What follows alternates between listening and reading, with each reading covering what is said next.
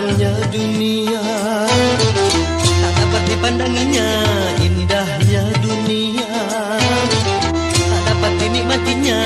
Terang bagi orang, gelap bagi dia.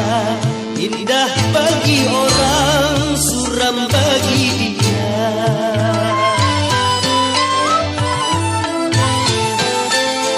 Tanpa penglihatan dilalui hidup ini, tongkat yang di tangan menjadi teman abadi.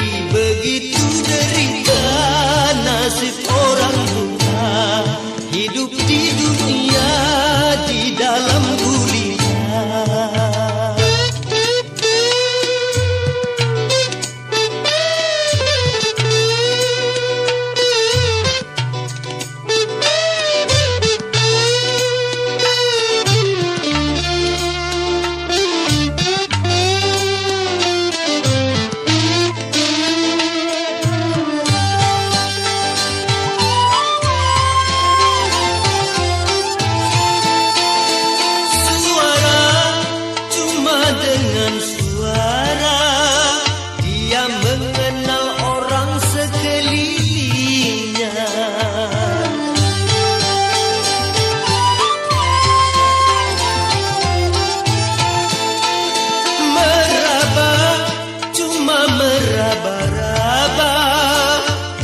Menelusuri jalan hidupnya.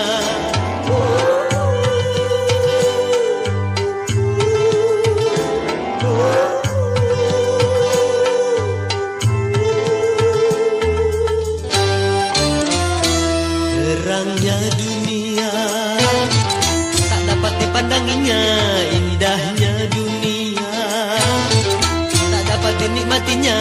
Terang bagi orang, gelap bagi dia. Indah bagi orang, suram bagi dia.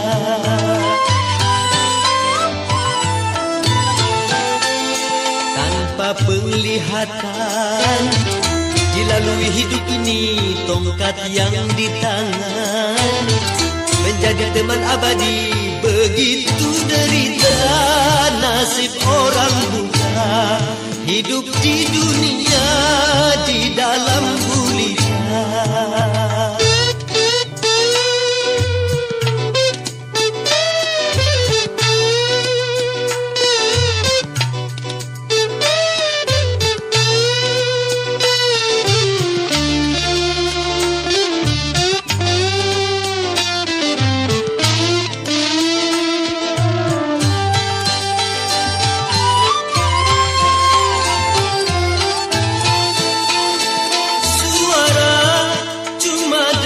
Suara dia mengenal orang sekelilingnya.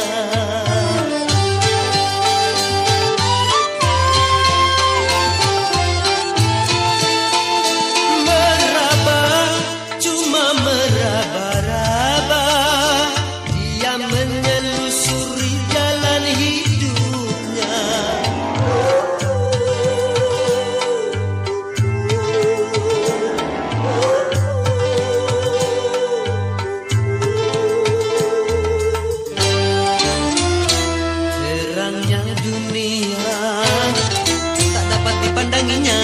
Indahnya dunia tak dapat dinikmatinya.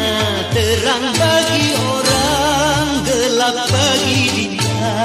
Indah bagi orang, suram bagi dia.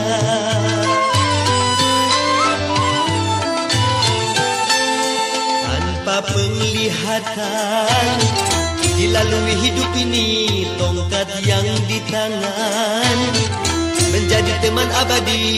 Begitu derita nasib orang buta, hidup di dunia di dalam